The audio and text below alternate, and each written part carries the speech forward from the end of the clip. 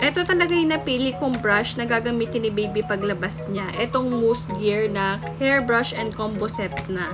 Kasi, bukod sa maganda yung quality niya, BPA free siya. So, safe na safe talaga siya for our little ones.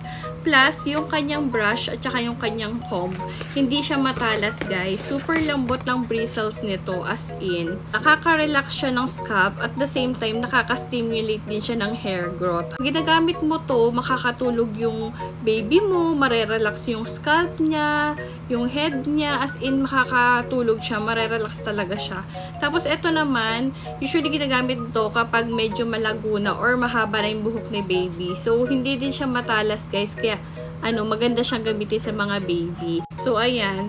Tapos, nakakatanggal din siya or nakakatulong din siya sa pag-reduce ng mga cradle cap. Yung parang mga puti-puti sa ulo ng baby. Very friendly din yung kanyang design kasi parang shape siya dito. Tapos, ito hindi din siya matalas. So, madali lang siyang i-hold na ganyan. So, ayan. Perfect talaga to para sa ating mga baby, sa ating mga little one. Tulad yung sabi ni Mommy Buds, ganyan yung kay Kobe, grabe, ganda niyan. O, diba, siya, ganito din yung gamit niya, si Mommy Buds, ganito din yung ginamit niya sa kanyang baby. So, kayo mga mommies, kung looking din kayo ng hairbrush para sa grooming set ng inyong mga baby, dito na kayo kay Mousse Gear kasi legit po, maganda yung quality niya. Tsaka, hello, kilalang brand na siya. So, yun, check out na!